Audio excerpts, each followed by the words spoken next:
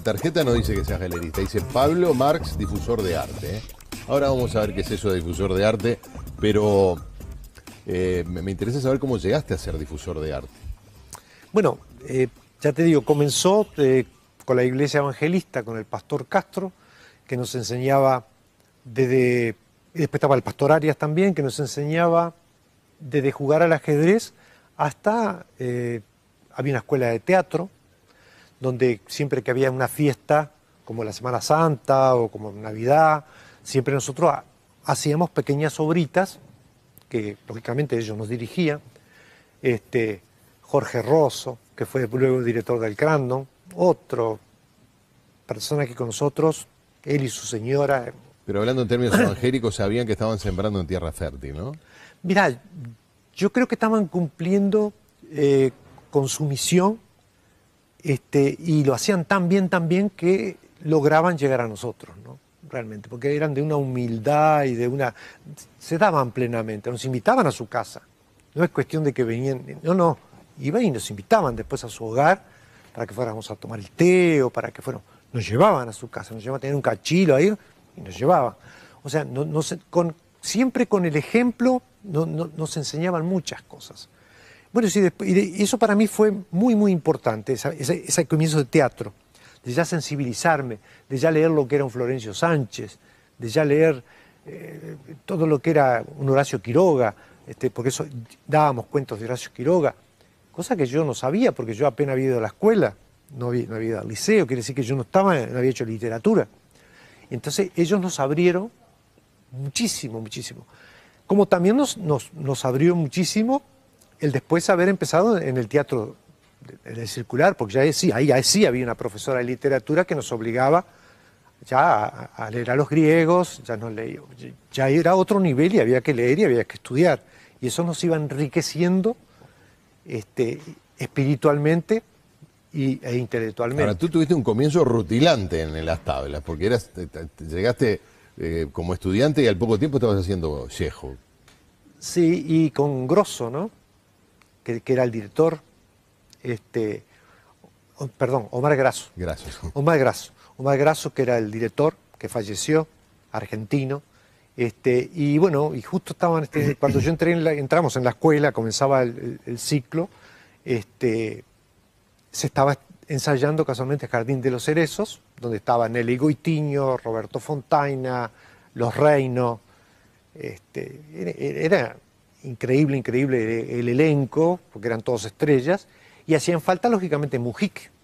Y en eso hicieron un examen y tuvimos suerte que entre 10 que fuimos al examen, 2 quedamos, y ya empezamos, nuestra escuela era la clase, pero también era trabajar y colaborar. Y ahí fue donde yo aprendí a ser difusor de arte. Porque ahí había, desde ser portero, había que arreglar las sillas, había que barrer, había que alcanzarle a los primeros actores cuando querían agua o la ropa. Eso a mí me salvó la vida. Fue la universidad que me permitió recibirme de difusor de arte. Y con las artes plásticas concretamente fue por tu trabajo en Brusone, tu primer acercamiento. Claro, pero que también fue interesantísimo cómo nació. Es lindo cuando las cosas nacen de esta manera. Kurt Speyer era un judío alemán que había venido con su familia perseguido, como tantos judíos o de otras nacionalidades, al Uruguay. Y vino con un amigo que se llamaba Luis Neulander. Luis Neulander, en la jerga del teatro, era Luis Nuevasterra, sí, que fue el autor de entonces, en París Conocen, Uruguayos Campeones, autor de un montón de... Entonces, cuando dieron Todos en París Conocen, fue una obra que tuvo mucho éxito, pero muchísimo éxito aquí en el Teatro Solís, y la invitaron para que se la llevaran a París. Y entonces José Echave, que era el escenógrafo, pero que también era pintor, muy buen pintor y escenógrafo, no tenía el dinero. Su esposa era la primera actriz, casualmente, del teatro, de la obra. No tenía dinero suficiente como para poder ir a París todo el elenco. Y entonces Luis Neulander Luis Novasterra le trae a Speyer y le dice: che, vos que tenés tantos amigos, ¿por qué no le vendés algún cuadro de José Chávez, así podemos juntar para...? Y él en una semana logró vender, llamando por teléfono a sus amigos, y sacó el dinero para que fuera a París. Cuando se enteró Manolo Lima, porque estaba el viejo mercado, o sea, no existía el mercado actual, existía el viejo mercado, claro. Y ahí en ese viejo mercado había muchas, claro, está hablando de un veterano de 67 años, perdónenme, es la historia viviente. Entonces, en ese viejo mercado había muchos artistas que tenían sus pequeños ateliers, como Denry Torres, Manolo Lima, iba mucho Miguel Bresciano, era precioso, Drangos, Gurbich, iban todos.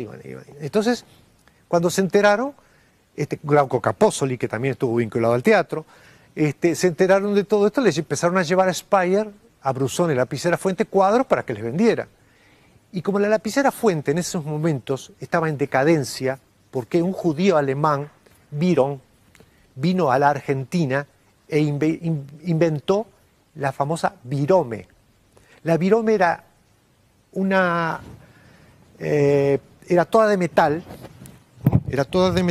yo creí que tenía alguna acá, era toda de metal y ahí estaba, era toda de metal antes. Entonces un día el capuchón salía para escribir, sí. Y luego se hacía taca y se lo traía. Esa es la famosa virome que fundió a la Lapicera Fuente, porque era muy barata. Después estaba la Vic, era muy barata. Y la Lapicera Fuente, no, la Parker, la Schiffer, la Waterman, la Montblanc, eran muy finas y muy caras. Entonces, el negocio de la Tuvo que reciclarse como galerista. Tuvo que reciclarse como galerista. Increíblemente, gracias a Dios, diría yo, le llegó el amigo a decirle, ayudar a otro amigo vendiendo unos cuadros. Entonces después empezaron a venir Manolo Lima, Glauco Capozoli, Ángel Tejera, empezó Cacho Tejera, que venía de Punta del Este, bueno, y así Andrés Montani, un montón, Vicente Martín, y empezó a sumar, porque Speyer era un hombre muy inteligente y muy sensible, y hacía algo que las galerías, por eso digo, yo no soy marchand ni galerista, yo me inclino más para el lado de Speyer. Speyer hizo algo que acá no se hacían en las galerías. Empezó a dar cuotas. Empezó a dar hasta obras en cuotas. Obras hasta en 12 cuotas. Entonces eso también cayó en el ambiente social y sobre todo cultural, en los críticos de arte. Eso fue un escándalo. ¿Cómo la obra de arte además la gente iba a venderse en cuotas? Porque la gente tiene la sensación de que en las galerías te arrancan los dientes. O sea, comprar obras de arte, comprar cuadros es muy caro, por lo tanto yo paso por la vereda, miro de afuera, o sea, cosa que me cobren por entrar. ¿No existe un poco esa, sí, claro, esa idea que es real, es fantasía? Claro, es una fantasía total porque las galerías estamos todas quebradas. Ya nosotros, ya desde hace 8 o 10 años, las galerías de arte en el Uruguay es realmente, estamos comiendo las joyas aquellas que habíamos comprado hace 30 años atrás. Pero como nos gusta y tenemos vocación por esto, seguimos trabajando. Tú no vas a ver que ninguna galería haga catálogos, libros, vernizajes. Es porque no puede. Además, como los remates han tomado un espacio muy grande, en cuanto tú ves que todas las semanas hay un remate, se rematan 40, 50 obras, los precios son realmente ridículos. Entonces han ocupado un espacio que antes tenían las galerías de arte. ¿Esto amenaza a las galerías, amenaza también a las artes plásticas, es decir, a la pintura sí, concretamente? Lógico, porque no deja que el artista se desarrolle. Claro, porque en los remates obviamente se cotiza mejor los artistas de renombre que ya tienen su cartel, pero me pregunto cómo hace el pintor nuevo, joven, para poder vehiculizar su obra cuando es cada vez más si se reduce en la cantidad de galerías. No, cada vez es más imposible. Porque yo, ¿cómo hago para entrar a un joven que de 20 años que está lleno de sueños, de inspiración, está lleno como todos tuvimos a los 20 años, si no tengo boca de salida?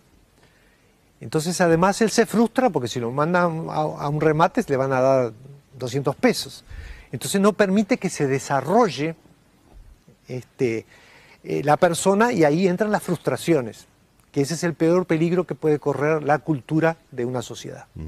Vamos a hacer la última pausa, ¿sí? Y entramos ya para el último bloque para, bueno, repasar más específicamente la historia de Galería Latina, sus momentos más significativos y, por supuesto, el futuro de Galería Latina, a pesar que ya tenemos un primer indicio bastante sombrío, Pablo, porque de verdad están todas quebradas, incluido Galería Latina, ¿no? Y yo te diría que sí. ¿Sí? ¿Están así? Sí, están así. Bueno, lo conversamos enseguida.